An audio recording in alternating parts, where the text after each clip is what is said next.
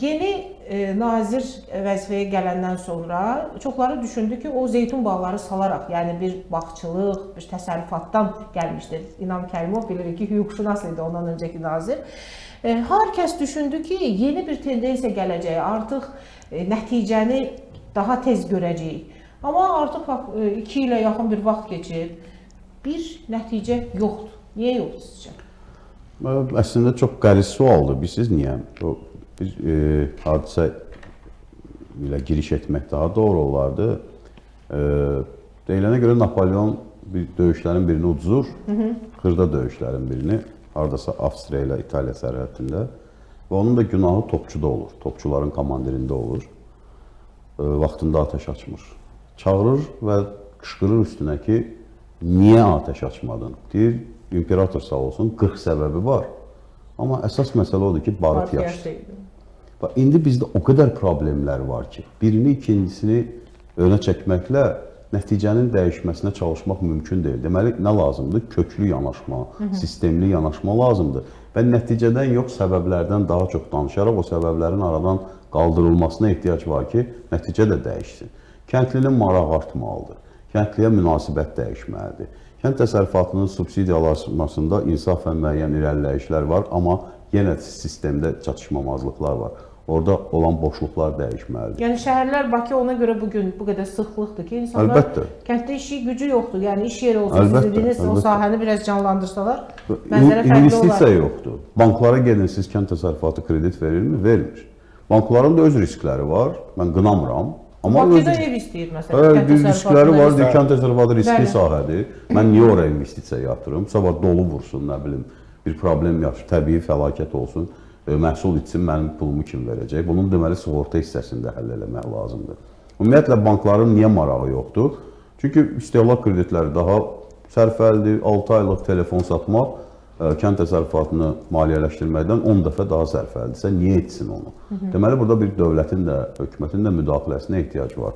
Deməli, bir Ziraat Bankı örnəyi var da, Atatürk'ün yadigarı. Bax, bəlkə elə bir yanaşmaya ehtiyac var, bilmirəm, amma müzakirə olması məsələlərdir. Deyim ki, kənd təsərrüfatı elə bir sahədir ki, orada illərlə gəlir olmur. Bağçılığın özündə illərlə gəlir yoxdur ki, sən bağı əkdin, bunun məhsulunu 3 ilə, 4 ilə, 5 ilə alacaqsan. Çayçılıqdır, çay kolunun 5 ilə ehtiyacı var. Yəni, burada sən 20% ilə, 15% ilə kredit götür və 5 il bunun kreditini qaytar. Bankrot olaraq hamı. Heç kim də ona görə bu sahələrlə məşğul olmaz. Burada təşviqlər qaydası olmalıdır. Bilirsiniz, kənd təsərrüfatı bugün modeli də bir velosiped icad eləmək lazımdır. Əlbəttə var. Dünyada bu prosesi hamı keçir. Hətta kibutslar var İsraildə, nə bilim, Türkiyə modeli var. Yəni, müxtəlif modellər var. İndi problemin kökündə duran məsələlər əsas nədir? Lap belə dərinə geçsək, problem başladı 90-cı illərdəki torpaq islahatlarından. Fermer biz anlamalıyıq ki, artıq o dövr bitib.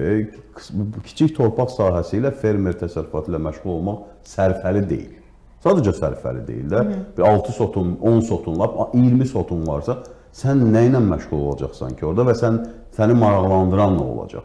Sonra da insanları qınadılar ki, niyə insanlar öz torpaqlarını əkmədi, becərmədi, satdı, köçdü şəhərə. Neynəsin? Deməli, böyük fermer təsərrüfatları yaranmalı idi ki, orada bir əmək bölüşməsi də olsun, risk bölüşməsi də olsun, texnikadan birgə istifadə də olsun və gəlirliliyi artsın. Bu bir problem, 90'lardan başlayan problem. Sonraki problem təbii problemdir. Azərbaycanda su problemi var. İndi Quba biraz daha şanslıdır, heç olmasa müəyyən problemləri həll etmək olar. Azərbaycanda su problemi var. Mən şəxsən həmişə belə Gürcüstanda olanda paxıllıq çəkirdi. Adam insanın nə qədər bol sulu çayları var. Yəni adam fantastik dərəcədə. Azərbaycanda bu problem. Bu problemin də həlli yolu yenə idarəetmənin təkmilləşdirilməsindən keçir də. Rəsmi məlumatdır. Azərbaycanda su kanallarında 40% su itkisi var. 40%. Yarısı. Bəli, rəsmi məlumat. Amma qeyri-rəsmi? Qeyri-rəsmi bəlkə ondan da çoxdur. Yarısı yoxdur da. Ən azı yarısı çoxdur. Yəni o itki də nədir? Ya kanallardır, dibi yoxdur, sorulur gedir.